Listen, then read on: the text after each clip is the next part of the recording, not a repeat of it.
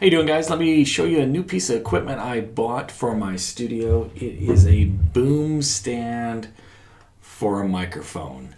As you see here, I got my new Blue Yeti microphone here, and I don't always want it on the table in front of me. I may want it up here out of sight, so I went on to Amazon to try to find a boom stand that I could hook it to for an affordable price. So I picked this Amazon Basics ones up for $18.49.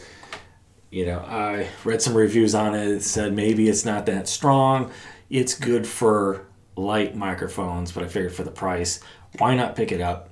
I'm sure I can figure a way to have it hold the weight of this Blue Yeti microphone, because this is a solid microphone. It's quite heavy, so let's set this thing up and see if it'll work for the Blue Yeti.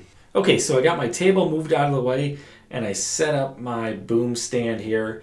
It all comes together. Basically, you're just extending it, loosening things up, getting it to the position you want, and tighten down the adjustments on there. Okay, so I have it extended all the way up here. There's a few clamps on here where you can run, if you want it, if you have your microphone cable, you can run through there and be kept out of the way.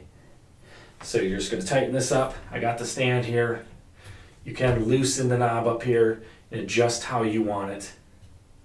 And you can pull it back and forth, how far you want it out there. For me, I need it all the way out, extend over the table. And it's really lightweight. I'm not going to say it's super flimsy. If you had like a little shotgun mic, a Rode or something, and you put it on the end of there, this isn't going to bend. It's going to be perfect for it.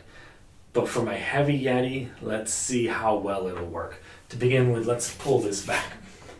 And let's unhook my Yeti here and stick it up here on the boom. Okay, so I detached my Yeti. You're probably hearing a little audio difference. It's because I'm now switching over to the audio on my G7X. As I'm hooking this up, I took the cable off it. So you have the little insert down here where you just screw it on. Fits perfectly onto the boom mic. You're just going to screw it in there.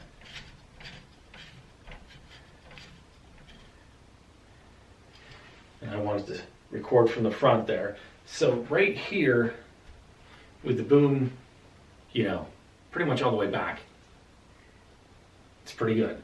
It's staying up there, but let's see how well it works as I extend it. Got it about halfway. You can see it's starting to lean a little this way. All the way out. It's wanting to tip over. So what I have is I have some weights here. So I'm going to go ahead and put this on a leg here and see if it'll keep the stand up. It's a 2.5 pound weight. And with that, it's working. The stand isn't tipping. You can see it's bent a little. It's not as straight. This is where I'd like it to be. Maybe if I stick this weight up here and put another one down here. Still, even with this, the weight isn't making any difference. The hole is the beam here is bending basically where it's attached here. Let's see if we can tighten this up down here. Keep it from, even at, you can see there's wiggle room. Even with it as tight as it goes, it wants to lean. Let me pull it back a little bit so you can see it here. Get it more in frame. So it's working. Here's my stool. The problem is it needs to be up higher.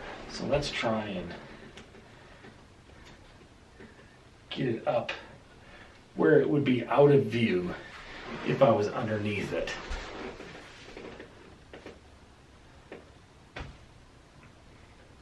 And I think that's going to work pretty good. Again, I had to put a weight. You could use a sandbag, maybe if you have some dumbbells, some sort of weight to hold the stand down. I got the microphone, you know, the arm tilted up a little bit. It's out of the way. You're not going to see it. You know, obviously you see it right now because I have it in the camera.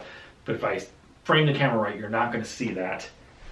I don't see, I mean, there's a little bowing, not bowing, it's just where the pole connects. Maybe if I have it extended all the way out, so that might be the reason why. Let's try lowering this a little bit. Bring it down in here. Tighten this up. And then tilt this up a little and see if we get a little better result.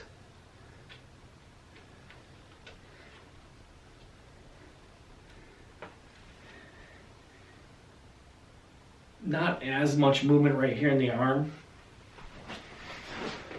Again, microphone's still up out of view when I frame the camera right. So again, for $18.49 for this boom stand, I think it'll do the job. It works with the Yeti, depending on where you want it. I mean, if you want to do, you know, Twitch videos where you're going to have it right here in your face, if you want to do that, it's going to work for that. I mean, it's really cheap, low price, Amazon Basic boom stand. You know, you can use it with your Rode mic, your shotgun mics, and you can even stick something heavier on there like this Blue Yeti, and it's going to work fine.